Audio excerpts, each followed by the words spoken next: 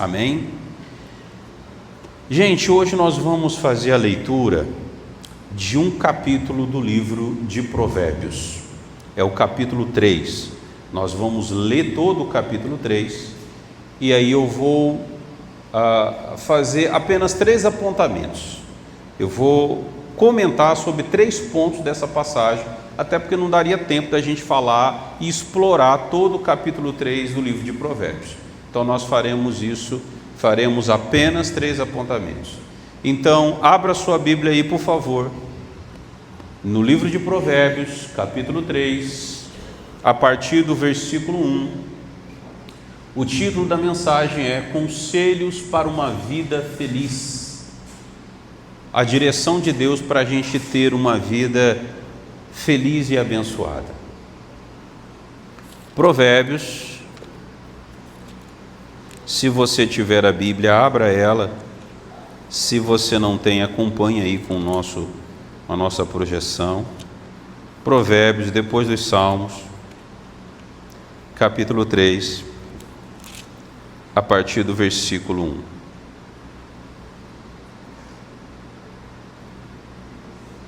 A nossa leitura vai apenas até o 26, porque é dentro daquilo que a gente vai comentar. Diz assim: Filho meu, não esqueça dos meus ensinos, e que o seu coração guarde os meus mandamentos, porque eles aumentarão seus dias e lhe acrescentarão anos de vida e paz. Não deixe que a bondade e a fidelidade abandonem você. Amarre-as ao pescoço, escreva-as nas tábuas do seu coração, e você encontrará o favor e a boa compreensão diante de Deus e das outras pessoas. Confie no Senhor de todo o seu coração e não se apoie no seu próprio entendimento. Reconheça o Senhor em todos os seus caminhos e Ele endireitará suas veredas. Não seja sábio aos seus próprios olhos. Tema ao Senhor, afaste-se do mal.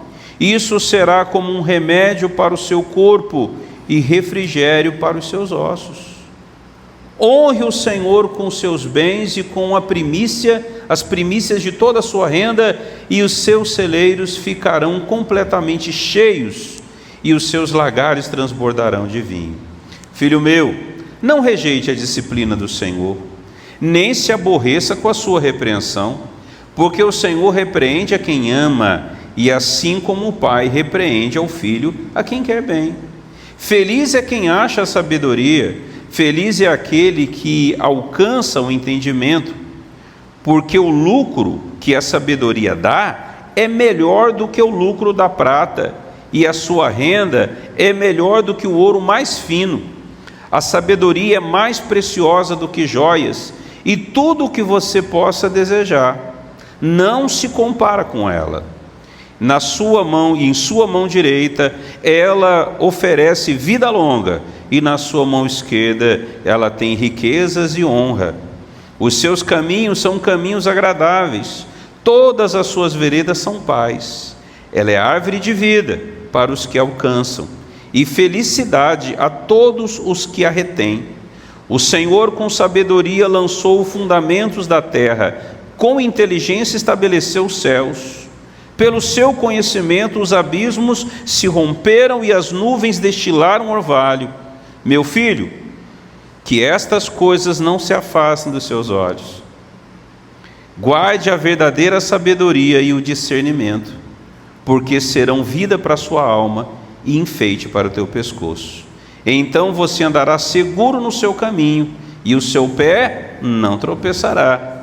Quando se deitar, você não terá medo. Sim, você se deitará e o seu sono será tranquilo.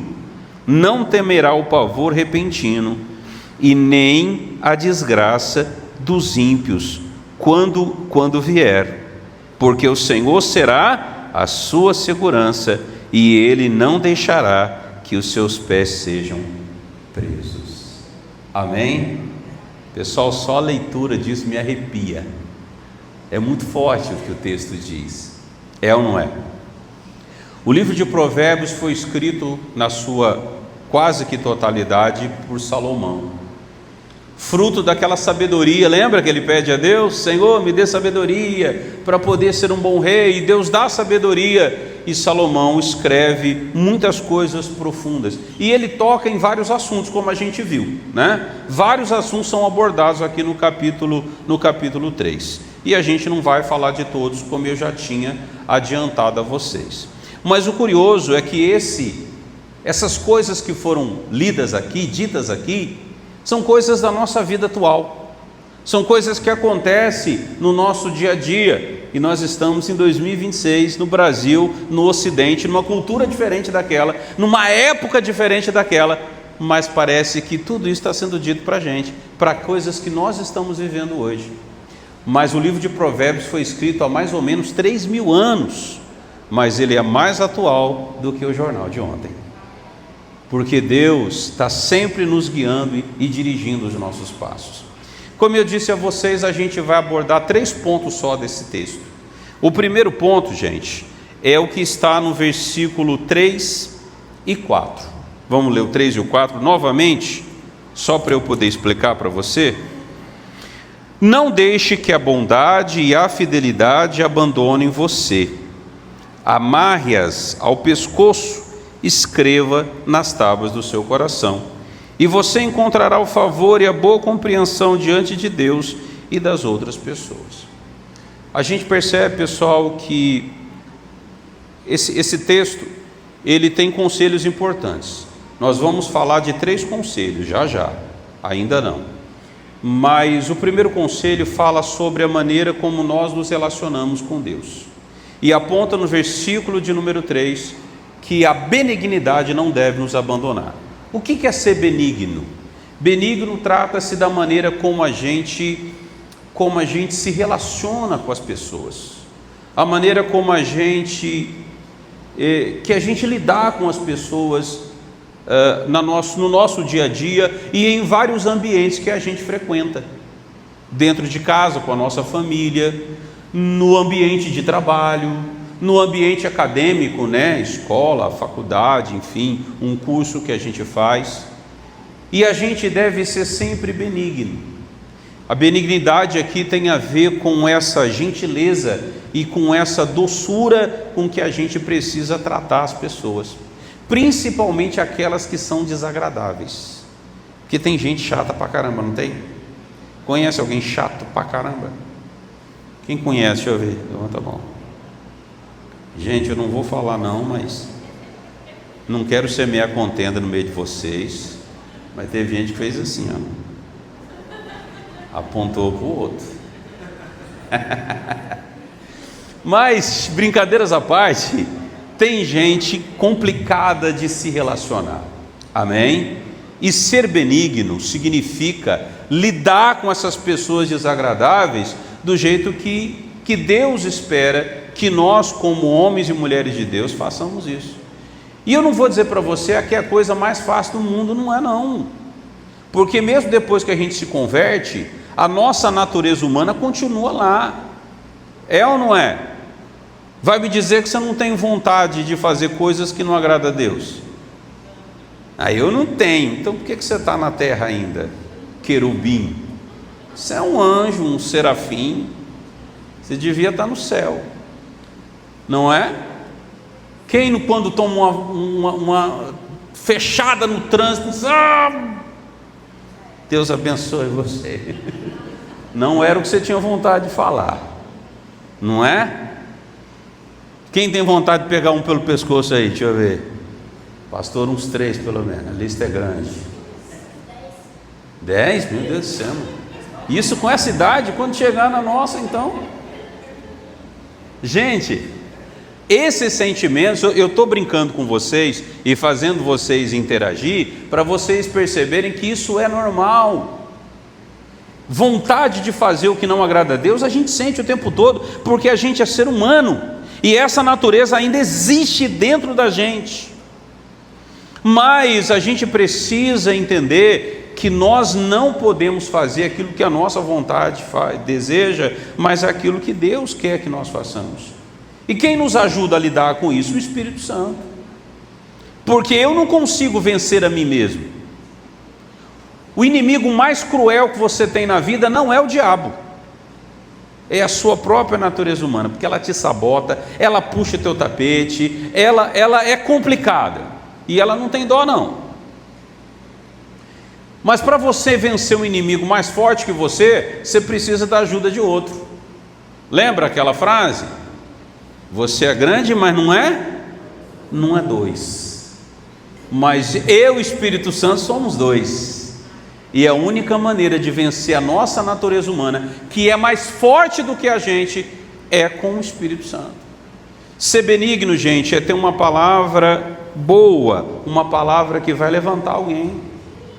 Nós no estudo bíblico, porque aqui tem estudo bíblico, vocês sabem, tá? Aqui tem. Todo dia das 8 horas até as 9, nós fazemos o estudo bíblico. E hoje no estudo bíblico, nós abordamos, não foi o assunto, né? Mas a gente esbarrou nessa questão das palavras. As palavras têm poder? A resposta é: depende. Nem sempre, mas algumas vezes ela tem. Ela tem poder, por exemplo, de destruir uma pessoa. Quando você ofende, quando você insulta, quando você maltrata uma pessoa, você machuca ela. Não fisicamente, mas emocionalmente. E Jesus fala sobre isso. Quando ele aborda os mandamentos, ele diz: vocês ouviram o que foi dito aos antigos: não matarás. Eu, porém, vos digo: qualquer que insultar alguém é réu. Qualquer que ofender uma pessoa, em outras palavras, está matando ela também. É ou não é? Porque Jesus não está considerando a vida, pessoal, só biológica. Vida biológica é: o coração está batendo, a mente o cérebro está funcionando. Jesus considera a vida emocionalmente falando também. Tem gente que está vivo porque o coração bate, porque a mente funciona, mas emocionalmente ele está morto. Não sonha mais, não tem mais planos, está totalmente frustrada na vida, entregue à derrota. Às vezes uma pessoa que a vida toda foi ofendida, foi maltratada. Imagina, por exemplo, pessoas que ouviram dos seus próprios pais, as pessoas que deveriam dizer: você é bonito, você é inteligente, você é capaz. Talvez foi quem disse: você é feio, você é burro, ninguém vai querer casar com você, ninguém vai querer saber de você. E às vezes tem gente que ouviu isso dos próprios pais. Imagina como isso não impactou na vida dessa pessoa quando adulta. E tem muita gente por aí, pessoal, cheia de talentos e habilidades, e você diz assim: por que essa pessoa não vence? Por que essa pessoa não arrebenta na vida? Porque talento não é tudo. E às vezes essa pessoa é talentosa, mas é uma pessoa que tem uma autoestima lá embaixo. É uma pessoa talentosa, mas uma pessoa que não tem um pingo de autoconfiança. É uma pessoa talentosa, mas é uma pessoa que não acredita em si mesma, destruída pelas palavras de alguém. Mas não é porque isso pode ter acontecido com você que você vai replicar isso. Pelo contrário, você tem que fazer diferente. Eu vou ser fonte de bênção. As minhas palavras vão ser para abençoar as pessoas. Eu ouço gente ignorante dizer assim: eu falo na cara. Já viu gente dizer assim? Eu sou assim, eu falo o que eu penso. Não, você é uma égua, um cavalo. Você é uma pessoa desagradável. Isso não é sinceridade, não. Isso é falta de educação. A gente pode ser sincero com alguém de maneira dócil, de maneira sábia, de maneira inteligente. Eu posso chamar a atenção de alguém, apontar, fazer uma crítica construtiva e abençoar essa pessoa. Não preciso ofendê-la, maltratá-la para isso. Antes de, você em vez de falar o que pensa, você deveria pensar antes de falar. Que a benignidade não lhe abandone. Seja benigno, porque a benignidade de Deus não vai lhe abandonar, mas que você seja um praticante dessa benignidade, que você seja uma cópia de Cristo. E Jesus era assim. As pessoas queriam estar perto de Jesus. A presença de Jesus era uma presença agradável, e é assim que nós precisamos ser. Amém, gente? E no mesmo texto ele fala também sobre a fidelidade, que a benignidade e a fidelidade não lhe abandonem. Ser fiel a Deus é continuar, pessoal, confiante, crente e temente a Deus, mesmo quando as coisas desandam na vida. Porque dizer que crê em Deus e mostrar confiança, porque Deus é maravilhoso, porque Deus é bom, porque Deus é demais, quando as coisas dão certo para a gente, não precisa nem ser crente. Tem gente que não vai na igreja, que não lê a Bíblia, não teme a Deus, mas quando as coisas dão certo para ele glorifica a Deus, ele é grato a Deus. Poxa, Deus é bom, Deus é maravilhoso, até que as coisas se compliquem, até que as coisas fiquem difíceis, aí Deus não é tão bom. Já contei para vocês que em uma das igrejas que eu dirigi, uma senhora chegou no culto, ela estava tão radiante, feliz. Ela tinha uma clínica de estética e ela disse: pastor, deu tudo certo, essa semana foi especial, mas Deus é maravilhoso. Pastor, eu não dei conta de atender tanta gente que apareceu. Falei: Deus é bom, que bom, seja grato a Ele. Passou depois de alguns dias, essa mulher veio, pessoal, com uma tromba assim, sabe? Bicuda assim, chateada. Eu falei: irmã, o que foi? Estou vendo que a senhora está triste. Falei: eu não ia nem vir hoje. Eu vim porque o meu marido pegou no meu pé para eu vir. Mas por quê? Pastor, pelo amor de Deus, não apareceu ninguém. Eu estou precisando de dinheiro, tenho que pagar minhas contas. Eu não estava querendo nem vir na igreja mais. Eu falei: pois é, né? 2 semanas atrás a senhora estava feliz porque Deus tinha abençoado. Agora a senhora quer abandonar o barco porque as coisas ficaram complicadas. Pessoal, esse é o exemplo de alguém que não serve a Deus por causa da presença de Deus, serve a Deus pelo que Ele pode dar. Se você serve a Deus porque Ele vai lhe abençoar, curar você, prosperar você, então você não quer um Deus, você quer um mordomo à sua disposição, com a bandeja na mão, perguntando o que você precisa para poder te oferecer. A gente sabe que Deus faz tudo isso, a gente sabe que Ele é o Jeová Jiré, o Deus provedor, amém? A gente sabe que Ele é o Deus que cura, que Ele é o Deus que sara, que Ele é o Deus que transforma. Eu creio nisso. Mas não é por isso que a gente o serve.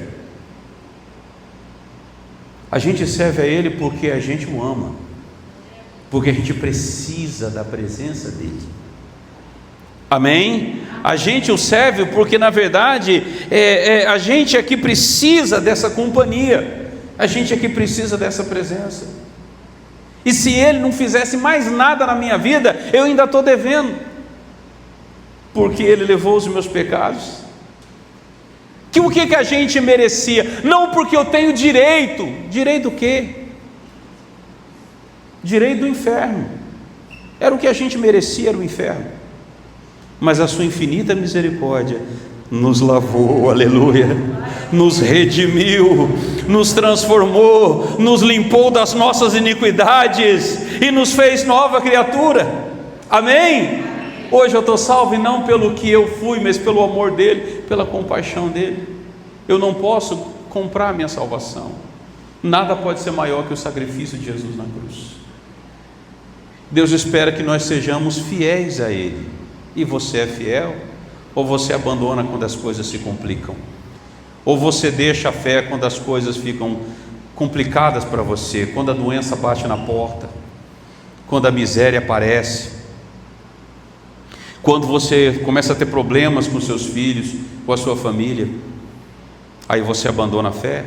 Então você nunca nasceu de novo, ou você não tem compromisso com Deus. Você é um interesseiro.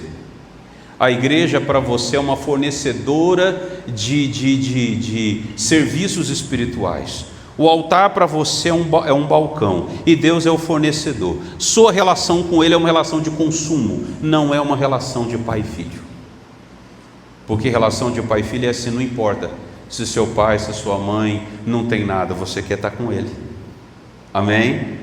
Já contei isso uma vez para vocês, não sei se eu contei com a minha mãe presente, mas tinha uma senhora que gostava muito da gente, a dona Marinha, né, chamava ela. Ela parecia aquela vovó do Frajola, do Piu Piu, sabe? Coquinho na cabeça, óculosinho. E ela me levou uma vez para ficar na casa dela, para dormir lá. Não sei se a minha mãe vai lembrar disso. E aí eu fui, e ela fez tudo, ela e a filha dela, para eu me sentir bem lá. Juntaram dois sofás assim, me deram um monte de coisa legal para comer. E as condições na casa da minha mãe, que morava ainda na casa da minha tia, não eram muito boas não, eram complicadas. E aí a gente passou uma madrugada, eu passei, né? E aí quando deu não sei que hora da madrugada, eu comecei a me incomodar. Eu falei, eu quero minha mãe. Eu quero minha mãe, eu quero minha mãe. E a dona Marinha e a filha dela tentando me acalmar, dizendo, não, da manhã de manhã você vai para casa de sua mãe. Não, porque eu quero minha mãe. Abrir o bocão. Coitada da mulher, teve que me levar de madrugada para casa da minha mãe. Mas eu pergunto para vocês, as condições lá não eram melhores? Sim ou não? Não tinha o que eu queria comer, porque criança pobre só quer saber de comida, né? O negócio é comida. E por que? Se as condições eram melhores, por que eu não preferi ficar lá? Porque lá não tinha minha mãe, e eu queria minha mãe. A presença dela era mais importante do que tudo aquilo que tinha lá. Vocês estão entendendo onde eu quero chegar com isso? Sim ou não? A presença de Deus é mais importante do que aquilo que Ele pode oferecer a você. Amém? Ele te dá tudo isso, mas a presença dEle é maior. Glória a Deus. Que a bondade e a fidelidade nunca lhe abandonem. Segundo ponto, agora a gente vai lá, aqui, o conselho de Salomão, vai lá, claro, dirigido por Deus, era um conselho com relação ao nosso relacionamento com Deus e com as pessoas. O conselho agora, o segundo conselho, é um conselho financeiro. São 3 conselhos que nós estamos estudando. O primeiro tratou da relação entre a gente e as outras pessoas, e entre a gente e Deus. O segundo conselho trata de uma vida financeira bem-sucedida. Qual é o conselho que Salomão dá? E Salomão entende do assunto, porque ele foi o homem mais rico da Bíblia, não é? Qual o conselho que ele dá? Versículo 9. Honre o Senhor teu Deus com os teus bens e com a primícia de toda a sua renda, e ficarão cheios os teus celeiros. Os seus celeiros ficarão completamente cheios, e os seus lagares transbordarão de vinho. O segundo conselho, pessoal, mostra que Deus é o dono de tudo. Nós não temos nada para oferecer a Ele. As suas ofertas não pagam a Deus ou recompensam a Ele. Suas ofertas, elas ajudam a obra de Deus a ser feita, mas você é o maior beneficiário de tudo isso. Você é quem é beneficiado quando oferta. Mas aqui Salomão, pessoal, fala sobre a importância da contribuição. E ele aponta que ofertar a Deus é honrá-lo. Honra o Senhor teu Deus com os teus bens. Oferta é muito mais do que uma contribuição para pagar as contas que a igreja tem. Oferta é honra. E eu vou provar isso para você. Eu não vou usar o texto para a gente não gastar tempo com leitura, mas eu quero mostrar para você, por exemplo, que é um exemplo que eu já dei aqui várias vezes. Abel e Caim foram os primeiros a ofertar, sim ou não? Primeiro registro bíblico sobre oferta é lá de Gênesis, com Abel e Caim ofertando. Naquela época, já existia a igreja como nós conhecemos hoje? Tinha. Ela tinha despesa? Tinha aluguel para pagar? Água e luz? Não tinha nada disso. É ou não é? Então por que Deus pede oferta para Abel e Caim, se não tem igreja, se não tem despesa, se não tem conta? Porque a oferta não nasceu, pessoal, originalmente para isso. A oferta foi criada como uma demonstração de honra a Deus, uma oportunidade dada pelo próprio Deus aos homens de mostrarem o seu amor através da sua oferta, porque amor e fé são abstratos, eles precisam de um gesto para se expressar, e eu expresso o meu amor, biblicamente falando, através da minha oferta também. quando Abel recebe a notícia, como ele encara isso? Com prazer e alegria. E ele vai lá e escolhe a melhor ovelha. Pessoal, esse critério de que a ovelha não podia ser manca, que a ovelha não podia ser caolha, de que a ovelha não podia ter mancha, as ovelhas que eram ofertadas a Deus como sacrifício, foi só criada, essas regras só foram criadas lá com Moisés em Levítico. E por que Abel cumpre esse ritual e leva esses critérios a sério, sem mesmo esses critérios existirem? Porque não era por regra, porque ele sentia que para Deus tinha que se fazer o melhor, e ele escolhe a melhor ovelha, a mais bonita, a que não tinha manchas, a mais gordinha, e essa é que ele oferta a Deus. A Bíblia diz que Caim faz a sua oferta depois de alguns dias, diz o texto. Ao cabo de dias é que Caim resolveu fazer a sua oferta, e ele faz a sua oferta de qualquer jeito. E a Bíblia diz que Deus recebe a oferta, recebe Abel e a sua oferta, primeiro o ofertante, depois a oferta, e depois rejeita Caim e a sua oferta, mais uma vez, primeiro vem o ofertante, depois vem a oferta. Porque a oferta de Abel é aceita e a de Caim é rejeitada? Porque para Abel a oferta era uma oportunidade de mostrar quanto eu amo a Deus. Imagina que ele nem dormiu direito, o cara estava ansioso. Meu Deus, eu vou mostrar para ele o quanto eu amo, é a minha oportunidade, eu vou escolher a ovelha mais bonita, eu vou escolher a mais gordinha, eu vou escolher aquela que é perfeita para oferecer. Enquanto Caim estava assim, fazer o que, né? Tem que ofertar, fazer, né? Tem que cumprir. Entende que na igreja a gente tem esses dois tipos de ofertante? Na igreja também tem esses dois tipos de dizimista. Aquele que faz isso com prazer, aquele que entende que ofertar ou devolver a Deus o que é de Deus, para ele é uma honra, uma grande oportunidade. E tem aquele que fala assim, tem que fazer, né? Querer mesmo, ele só não diz, né? Mas lá dentro fala assim, querer mesmo, mas tem que fazer, né? Então vamos lá. E Deus conhece o coração. Primeiro vem o coração do ofertante, depois a oferta. E o texto fala sobre as primícias.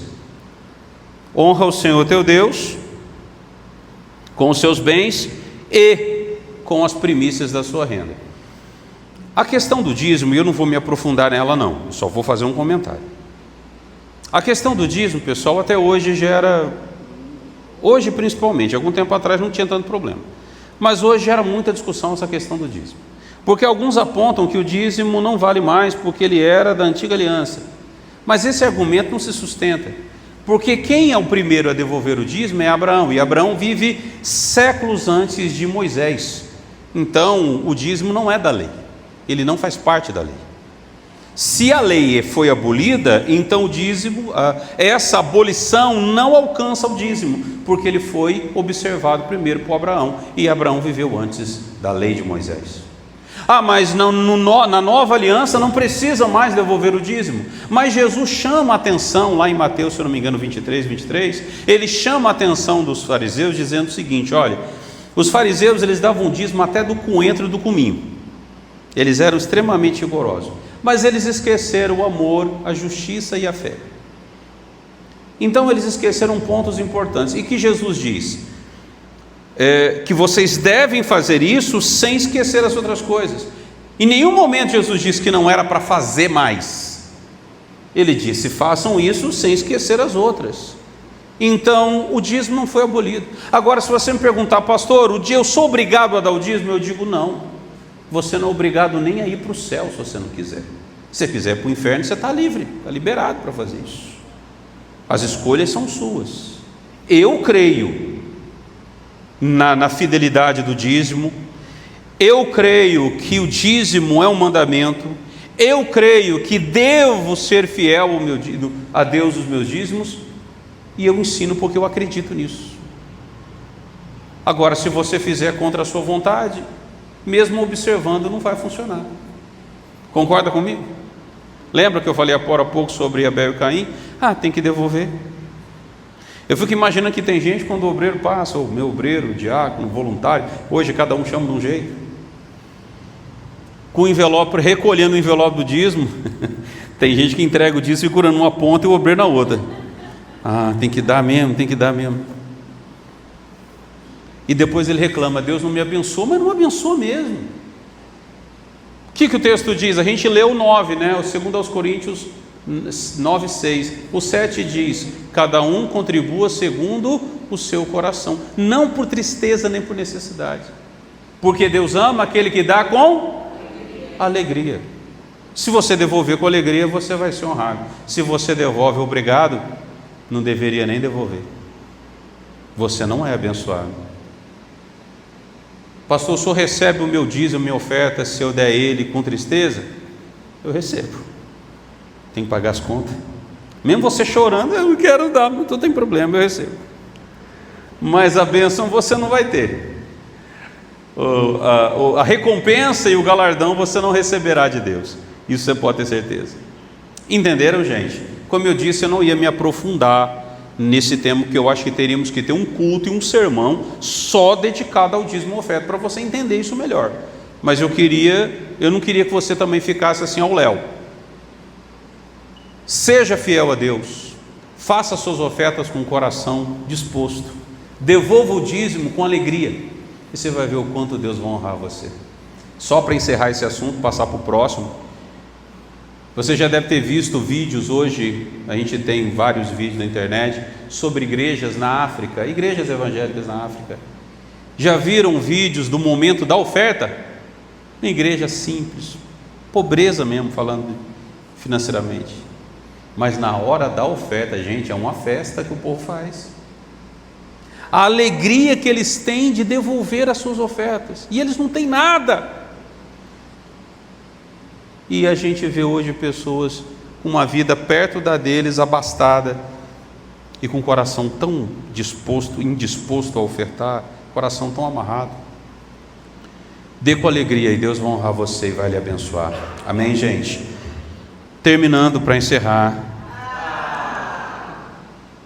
último conselho. Primeiro conselho: relacionamento de Deus, entre você e Deus e você e o próximo. Segundo conselho para você ter uma vida financeira abençoada. E o terceiro conselho: conselho para ter segurança. Agora a gente vai ler o 25 e o 26. Não está funcionando? Foi? Está ruim. Vamos lá, versículo 25 e 26. Então, gente, só temos a Bíblia aí. Então vamos lá. Quando se deitar, não terá medo, você não terá medo. Sim, você se deitará e o seu sono será tranquilo.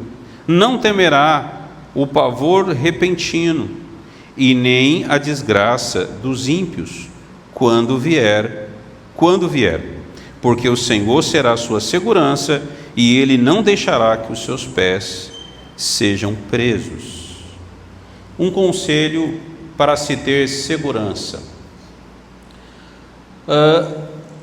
A maioria, pessoal, dos medos que nós temos, eles nunca vão acontecer. É comprovado que 80% das coisas que a gente tem medo nunca vão acontecer. E a gente sofre à toa. Quando você tem medo daquilo que você não está vendo. Mas quando você crê, você também crê naquilo que você não está vendo. Só que parece que as pessoas preferem crer no medo do que crer nas coisas boas. E o medo, o problema do medo é quando ele passa da medida. Porque o medo é bom, pastor? Depende. Medo na medida certa, para mim, não chama medo, chama cautela. Todo mundo tem que ser cauteloso. Medo na medida certa preserva a tua vida. Por isso que a gente tem medo de altura. Quem tem medo de altura, se esse medo em você é uma forma de preservar a sua vida, de cair de um lugar alto e morrer. Medo, por que a gente tem medo de insetos? Porque alguns deles podem ser venenosos. Eu posso ter um problema grave. Por que a gente tem medo de cobra? Eu não estou falando de sogra, por favor. Estou falando de cobra de verdade, né? Porque algumas a gente já vive tanto tempo, né, Alex, que a gente perde o medo. Acostuma. Mas por que a gente tem medo de cobra? Porque a gente não sabe que cobra que é peçonhenta ou não. Por acaso eu sou biólogo? Essa cobra aqui não tem veneno. Se a cabeça é triangular, eu nem vou nem parar para ver se é triangular ou não. Linha na pipa se eu ver ela. Porque eu não sei. Eu posso ser picado por uma cobra peçonhenta e morrer, não é? Então esses medos que a gente tem são medos que preservam a nossa vida. Eu não vou pular num rio que eu não conheço, porque vai que eu morro lá e tem uma pedra, não é mesmo sabendo nadar? Isso é bom porque preserva você. Eu não vou passar por uma rua escura, perigosa, vai que me aconteça alguma coisa. Esse medo é bom, ele me preserva. O problema é quando o medo passa da medida e ele torna-se uma crença que a gente chama de crença paralisante. Quando o medo paralisa você, ele trava você. E você deixa de viver coisas maravilhosas na sua vida porque você tem medo. Eu estou preparando, pessoal, um estudo que eu quero começar a ensinar vocês nas segundas-feiras, porque um assunto que eu gosto muito é desenvolvimento humano. Sabe, fazer as pessoas extrair o potencial delas e acreditar que elas podem.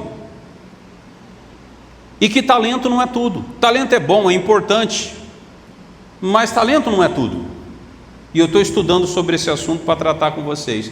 Quantas pessoas são talentosas e são medrosas e nunca vão chegar a lugar nenhum? Porque o medo paralisa ela. Mas eu tenho medo de passar vergonha. É assim, passa mesmo. Mas eu tenho medo de me expor e passar um ridículo. Esse é o problema da gente. Por causa desse medo, a gente deixa de viver coisas maravilhosas. A gente vê uma pessoa colocando uns vídeos na internet, aí você olha assim, meu Deus, como uma pessoa dessa tem coragem de postar um negócio desse? A gente sente vergonha alheia. Só que essa pessoa está ganhando não sei quantos mil por mês, porque ela já tem não sei quantos seguidores, que gosta daquela porcaria, mas gosta.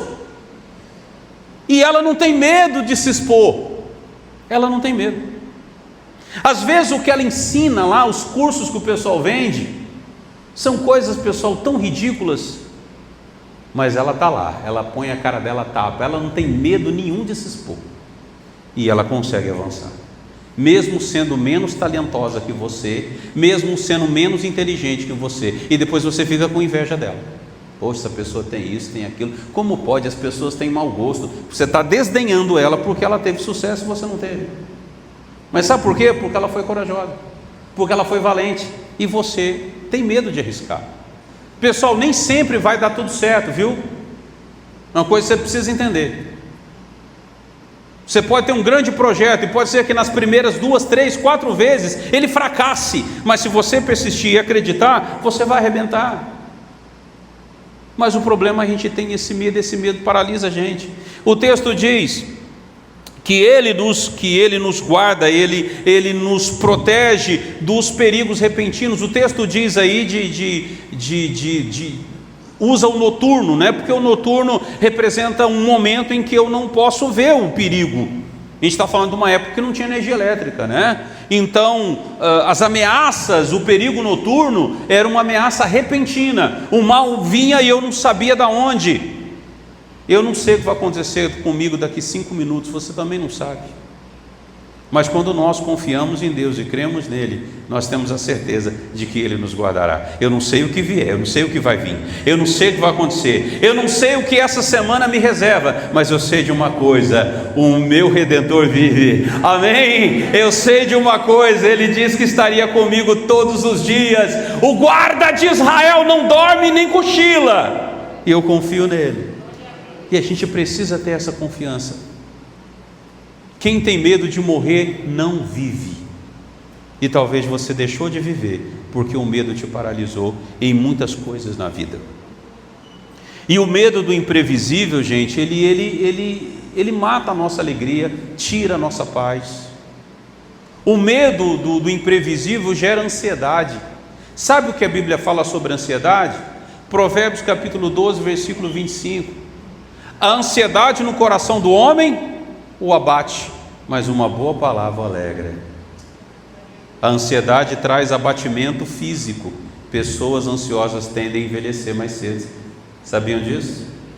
Pessoas ansiosas tendem a ter problemas cardíacos. a ter problemas cardiovasculares, pressão alta. Pessoas ansiosas, não adianta, não tem creme que vai resolver, minha filha. Você que está preocupado com a sua beleza, não tem creme que resolva se você for uma pessoa ansiosa. A ansiedade abate a pessoa emocionalmente, porque o ansioso, o tempo para ele passa diferente. O ansioso é assim: ai meu Deus, ai meu pai, ele o tempo todo. A palavra ansiedade, ela vem, a origem dela significa estrangulamento. Uma pessoa ansiosa parece que falta o ar. Uma pessoa ansiosa, para ela o tempo passa diferente. Um dia é um ano para ela. E isso, pessoal, traz sofrimento emocional, traz angústia. Outra coisa, a ansiedade traz dúvida no seu coração. O maior inimigo da fé não é a dúvida, o maior inimigo da fé é a demora. Porque quando a coisa começa a demorar, é que a dúvida surge. Se tudo que você pedisse a Deus, Senhor, eu quero isso, blum, cai lá na minha frente, eu não duvidaria, sim ou não? Mas eu peço, e passa um dia, passa 10, passa uma semana, e passa um ano, e a coisa não acontece, eu começo a duvidar. Então o maior inimigo da fé não é a dúvida, é a demora, e a ansiedade é que gera isso. Precisamos confiar em Deus, precisamos depositar nele a nossa confiança, e deixar de ter medo daquilo que eu não posso ver. Eu preciso confiar em Deus, eu preciso ter essa segurança. Eu aprendi a fazer uma oração desde que eu era menino. E às vezes que eu estava muito cansado, e eu não conseguia orar porque estava cansado, eu dizia: em paz me deitarei e dormirei tranquilo, porque tu, Senhor, me faz habitar em segurança e dormir. Lançando sobre ele toda a minha preocupação. Lance sobre Deus toda a sua ansiedade. Deixe de viver perturbado e preocupado. Mas eu tenho conta para pagar, e isso, e aquilo outro. Não estou dizendo para você ficar deitado numa rede balançando e tomando água de coco. Lute, trabalhe, corra atrás, mas viva em paz. Amém? Estou sentindo que tem gente ansiosa aqui, gente. Respira assim fundo comigo. Confie em Deus. Lance Ele as suas preocupações. Lance sobre Ele toda a vossa ansiedade, porque Ele cuida de vocês. 1 Pedro 5,8 ou 5,7, às vezes eu confundo. Lançando sobre Ele toda a vossa ansiedade, porque Ele cuida de vocês. Amém? Lance sobre Deus. E uma frase que eu ia colocar lá, mas deu problema, preciso ver o que aconteceu depois.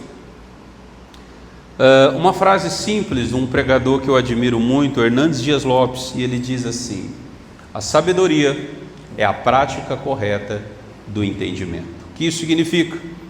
Sábio não é aquele que adquire muita informação, mas é aquele que pratica de maneira correta o pouco que aprendeu.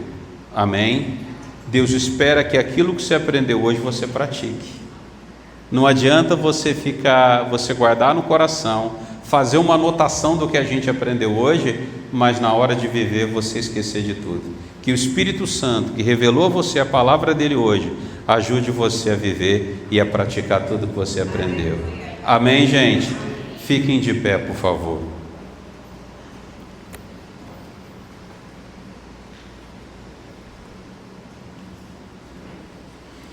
Nós vamos fazer uma oração, em seguida a gente vai encerrar. Gostaria muito que vocês participassem do café que a gente preparou ali para vocês. Não vai atrapalhar o almoço, né? Fique em paz. Um cafezinho a gente preparou, seria muito bom se você pudesse participar dele. E aqueles que vieram hoje pela primeira vez, eu gostaria de anotar, se você me permitir, o seu telefone, porque nós temos aqui, nós mandamos todo dia uma mensagem chamada Reflita. Quem recebe o Reflita aí todo dia? Legal. O Reflita é uma mensagem que eu envio todos os dias, uma mensagem curta, objetiva, para abençoar o seu dia. Às vezes eu mando mais cedo, às vezes eu mando na hora do almoço, às vezes eu mando um pouquinho mais tarde, mas todo dia eu mando essa mensagem e fica lá na nossa lista de transmissão, tá bom? Se você quiser depois. Agora é importante que você também tenha, que você anote, aliás, adicione meu número nos seus contatos, porque se você não fizer isso, mesmo que eu mande a mensagem, você não recebe. Lista de transmissão é assim, tem que ter o contato, o meu número lá nos seus contatos, tá bom? Gente, feche os olhos. Eu quero que você pare para pensar nas coisas que você aprendeu hoje. Por enquanto não ore não. Só reflita, só pense. Deus falou com você? Se Deus falou com você, eu tenho certeza que Ele falou. Eu quero que você reflita sobre isso. Será que você está vivendo isso? Será que você é assim? Será que o medo também não tem te paralisado? Será que a ansiedade não tem roubado sua paz e o teu sossego?